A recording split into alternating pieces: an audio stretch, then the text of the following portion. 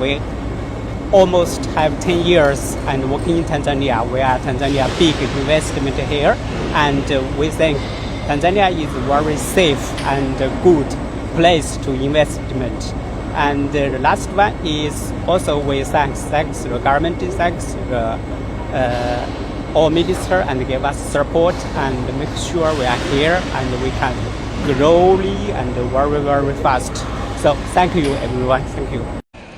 In future, recently 5 years, we have a plan to building a industrial park. We focus on the paper make, even the iron sheet.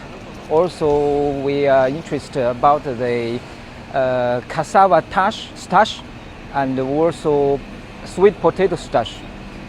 This industrial park will occupy 1,200 acres, which will invest 1.5 billion US dollars.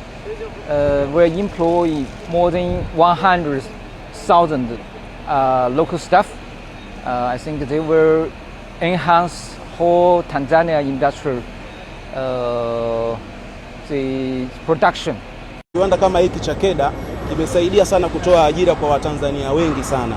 Ukiangalia kuna zaidi ya watu 2,000 mpaka 3,000 ambao wamepata ajira ambazo ni direct, lakini ajira ambazo si direct kuna zaidi ya watu 4,000.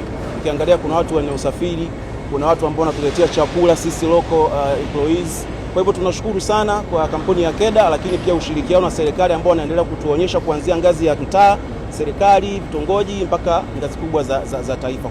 Kiwanda hichi cha Goodwill Tanzania kimeleta manufaa makubwa sana kwa nchi yetu. Kwanza tuna ajira za moja kwa moja zisipopungua 1,500, lakini tuna ajira za ziada ambazo ni watu 5,000 ambao wananufaika na kiwanda hichi ambacho kinafanya shughuli zake za uzalishaji wa tiles marumaru, shughuli za uzalishaji wa boksi pamoja na vyombo vya thamani, daily use porcelain. Kwa hiyo ni vizuri vijana tujitahidi, tuwe na nidhamu, tufanye kazi kwa bidii ili kukuza uchumi wa nchi yetu na uchumi wetu binafsi.